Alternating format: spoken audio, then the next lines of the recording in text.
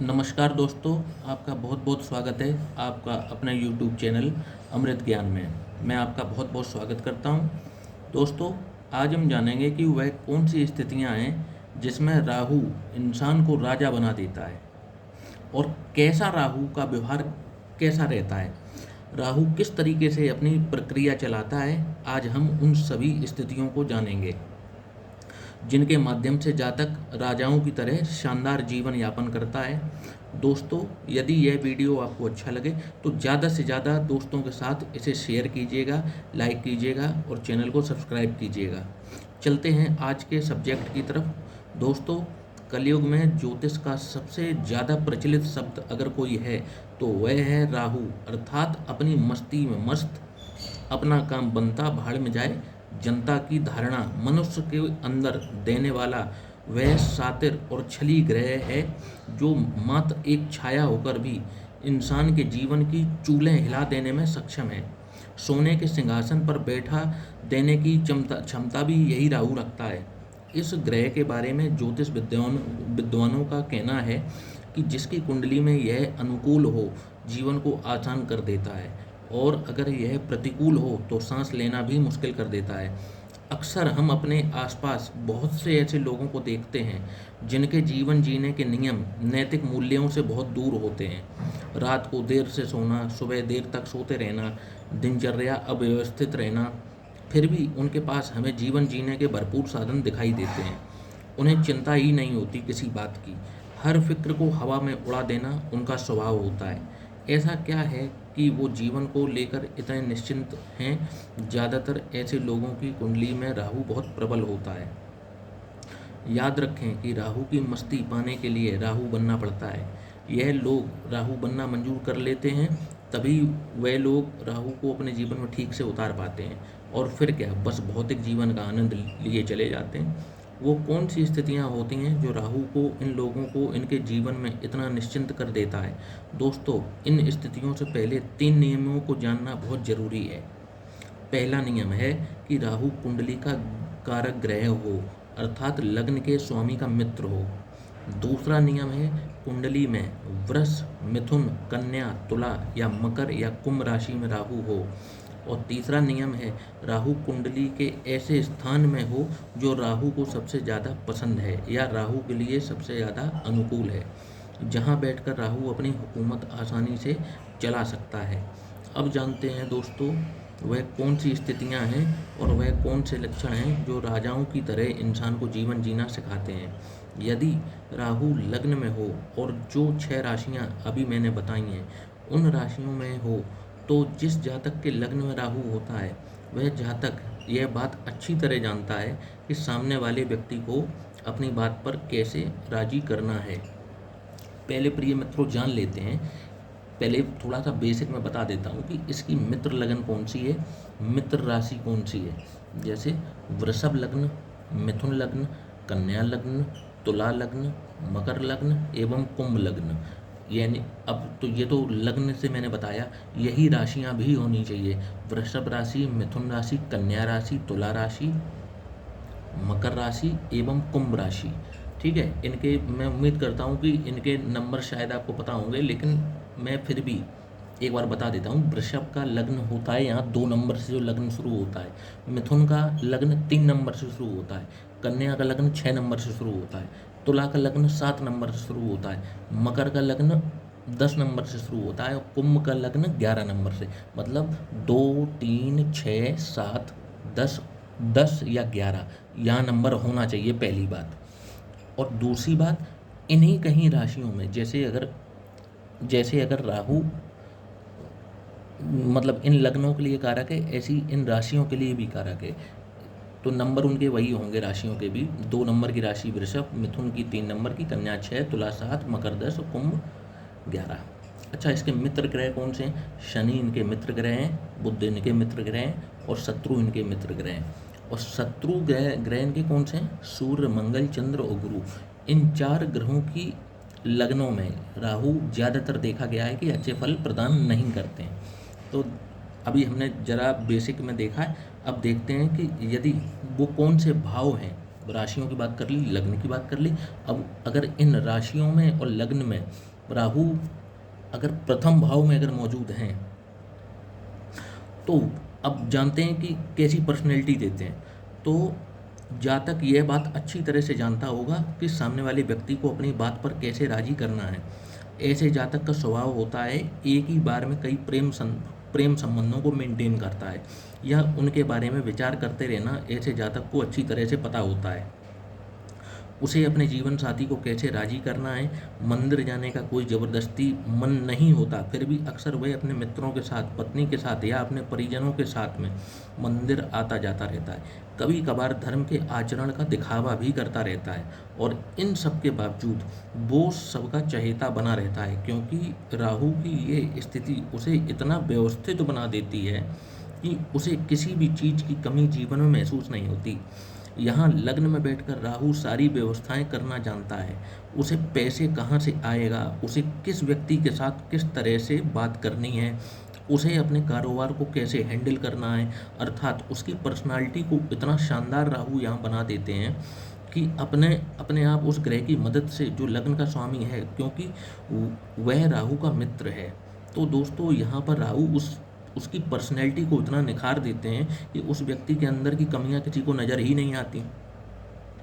सिर्फ उसके शानदार आचरण को लोग देखकर प्रभावित होते रहते हैं। दूसरी स्थिति है कुंडली के तीसरे भाव में राहु। उन राशियों में, जिन राशियों में हमने अभी आपको बताया है, इस भाव में राहु अपने भाई बहनों से, मित्रों से, पड़ोसियों से कैसे काम निकालना है, यह सोच और हुनर इंसान को इस लेवल तक दे देता है कि किसी तरह का कोई भी उसका कोई काम नहीं रुकता। राहु का पराक्रम जातक को दिमाग से ज़्यादा, सबसे ज़्यादा उसे दिमाग पे मिलता है। ऐसा व्यक्ति पराक्रम हाथ पैरों से नहीं दिखाता। राहु का पराक्रम दिमाग से है, माइंड से है, माइंड से पराक्रम करता है। राहु उस स्थिति में जानता है कि मुझे ना भाई बहनों से, ना मित्रों से, ना किसी पड़ोसी से, किसी भी व्यक्ति से ऐसी बात नहीं करनी है कि वो नाराज़ हो जाएं। इन सबको अपने इशारे पर कैसे चलाना है, कैसे सबसे अपना काम निकालना है, सबकी व्यवस्था राहु यहाँ बड़े आराम से हैंडल करता रहता है। मज़े की बात है कि यहाँ राहु ना तो भाग्य को, ना कारोबार को, ना लाभ को, किसी भी चीज़ को अपनी पकड़ से बाहर नहीं जाने देता। मतलब भाग्य भी जातक की पकड़ में रहता है, कारोबार भी पकड़ में रहता है, और लाभ भी उस जातक की पकड़ में रहता है। इस कारण से इस भाव का राहु इंसान को चौतरफा आनंद करवाता है। तीसरी स्थिति है छठे भाव में राहु। अनुकूल राशि में छठे भाव का राहु कभी किसी से झगड़ा नहीं करवाएगा, फिर भी यहाँ शत्रुहंता योग बनाएगा। यह है कि राहु के दिमाग और छल का कमाल। शत्रु और विरोधी भी कुछ गलत करने में असहाय महसूस करते हैं। यहाँ बैठकर राहु नौकरी करने वाले जातक के स्वभाव में नेतागिरी का अंदाज ले आता है, अर्थात उकसावे के काम करता है, और कभी जब अपने फंसने की बारी आ जाती है तो अपने दिमाग की करामात से बच निकलता है। इसे कहते हैं असली राजनीति और कूटनीति का जबरदस्त प्रयोग। फूट डालो, राज कर लो। ऐसी स्थिति छठे भाव को राहु जातक को नौकरी के साथ साथ कमीशन वाले काम करने की तरफ भी प्रेरित करता है। विदेश यात्रा करवा के ही मानता है, चाहे पैसा बेकार ही क्यों ना चला जाए। मज़े की बात है कि ऐसे जातक को जीवन के जरूरी कामों के लिए पैसे की किल्लत भले ही हो जाए, पर मौज मस्ती के लायक पैसा हर समय उसके पास मौजूद रहता है, या पैसे का इंतजाम मौज मस्ती के लिए हमेशा आसानी से हो जाता है। बात करते हैं दोस्तों राहु की अगली स्थिति, जो कि है उसकी अगली स्थिति राहु की। अभी बात कर ली लग्न की, तीसरे भाव की, छठवें भाव की। अब बात करते हैं राहु के अष्टम भाव की। तो यहाँ बैठकर इस भाव में राहु अचानक से बड़े धन की प्राप्ति करवाता है। इंसान का सिक्स्थ सेंस इतना शानदार होता है कि लगभग उसके सभी अनुमान सही साबित होने लगते हैं। अनेक स्रोतों से पैसा आता है, समय समय पर आता रहता है। आठवें भाव का राहु कई बार इंसान की कुंडली में अन्य ग्रह स्थितियाँ अगर ठीक हैं तो किसी गुप्त विद्या जैसे तंत्र मंत्र आदि में भी माहिर करवा देता है। ऐसी विद्याओं का भरपूर प्रयोग यह व्यक्ति अपने स्वार्थ को सिद्ध करने में करता है। आठवें भाव का राहु किसी भी प्रकार से इंसान को कोई ना कोई प्रॉपर्टी का मालिक जरूर बना देता है। धन आता रहता है लेकिन जुड़ नहीं पाता, यह इस जातक की समस्या बनी रहती है। माँ का भी, ऐसा जातक अपनी माँ की बात बिल्कुल नहीं सुनता, फिर भी माँ का लाडला बना रहता है। पैतृक संपत्ति भी यहाँ ऐसे जातक को जरूर प्राप्त होती है, आसानी से प्राप्त हो जाती है। विदेश यात्रा का मौका और विदेश से आर्थिक लाभ भी इस स्थिति में राहु करवाता है। अगली स्थिति है दशम स्थान में राहु। यहाँ राहु अनुकूल राशि में 10वें भाव में राजा होता है और जैसे मन चाहता है वैसा ही व्यवहार करता है। धन कमाने के कई रास्ते बनाता है और सभी रास्तों से किसी न किसी मात्रा में धन आता भी रहता है। शत्रु और विरोधी बीच बीच में सामने आते भी हैं तो कोई फर्क नहीं पड़ता, देखकर थक हार कर अपने आप चुप हो जाते हैं। इस स्थिति का जातक राजनीति में सबसे बड़ा मुकाम हासिल करता है। जितने भी देश के बड़े बड़े राजनेता हुए उनकी कुंडलियों में राहु दशम स्थान में पाया जाता है, क्योंकि राजनीति के सारे गुण उसके स्वभाव में, उसके काम करने के तरीके में होते हैं। इस स्थिति में राहु यह भी अच्छी तरह से जानता है कि अपने अधीनस्थों से काम कैसे लेना है। यहाँ पर राहु कई बार इंसान से ऐसा काम भी जल्दबाजी या भ्रम में करवा देता है जो भविष्य में उसके ऊपर प्रश्न चिन्ह लग जाता है। ऐसा इंसान पिता को भी अपने प्रभाव में लेने में सक्षम होता है। आखिरी स्थिति है कुंडली के 11वें हाउस में, 11वें भाव में, जो कि ये भाव है आय का भाव है। यहाँ अनुकूल राशि में बैठकर राहु जातक के व्यवहार को कुछ संदेहास्पद कर देता है। सस्पेंस में ऐसा लोग देखेंगे तो उसको सस्पिशियस निगाहों से देखते हैं ऐसे जातक को। तो मतलब सस्पेंस किस तरीके का कि ऐसा लोग लोग उसके बारे में अनुमान नहीं लगा पाते कि ये क्या सोच रहा है और क्या कर जाएगा, ये कोई नहीं जान पाता। यहाँ बेटा राहु साफ संदेश देता है, अगर आपने 100% ईमानदारी से काम करना जारी रखा तो पैसा कमाना मुश्किल हो जाएगा। शातिर दिमाग का इस्तेमाल आपको करना ही पड़ेगा। किसी न किसी मात्रा में कुछ ना कुछ, भले ही छोटी मात्रा में, उलटफेर या हेरा फेरी करनी ही होगी। ऐसा जातक सट्टे में, जुए में, लॉटरी में भी कई बार बड़ा पैसा कमा लेता है। ऐसे इंसान को अपने कारोबार में कम मेहनत में ज़्यादा लाभ भी दिलाता है राहु। लेकिन अगर कारोबार 100% ईमानदारी का है तो कारोबार बंद होने के कगार पर आ जाएगा। ऐसा व्यक्ति बहुत घूमने फिरने में पैसा खर्च करता है। मित्रों के साथ प्रेम संबंधों में पानी की तरह पैसा बहाता है। ऐसा राहु बड़े भाई से भी अपना स्वार्थ सिद्ध करवा देता है। जितने भी भाव हमने बताए इन सब में 100% ईमानदारी का या सद्व्यवहार का परिचय देने वाला व्यक्ति हमेशा कष्ट सहता है। मतलब राहु को ज़्यादा ईमानदारी पसंद नहीं है।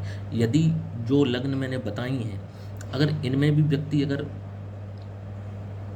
बहुत ईमानदारी से चलता है तो आप ये मान लीजिए, और ग्रह कितने भी फेवरेबल क्यों ना हो, लेकिन जब राहु की दशा, महादशा, अंतरदशा चलेगी तो राहु फिर पीड़ित करेगा। अगर 100% आप ईमानदारी का जीवन जी रहे हैं तो फिर राहु आपको कहीं ना कहीं नुकसान पहुंचाएगा, चोट पहुंचाएगा ही पहुंचाएगा। और जो व्यक्ति राहु के आचरण को अपना लेते हैं, जैसा देश वैसा भेष, यदि इस सिद्धांत पर चलना शुरू कर देते हैं तो राहु उन्हें जीवन में रंग से राजा करने में भी देर नहीं लगाता। फर्श से अर्श पर ले जाता है राहु, ऐसा राहु जो राहु के गुणों को अपना लेते हैं। और जो ईमानदारी का ज़्यादा परिचय देते हैं तो उनको राहु फिर पीड़ित भी करते हैं। इसीलिए दोस्तों राहु को कलयुग का राजा भी कहा गया है। तो आज के लिए दोस्तों इतना ही। अगर आपको वीडियो पसंद आई हो तो लाइक और सब्सक्राइब करना ना भूलिएगा। जय हिंद, जय भारत, जय श्री राम।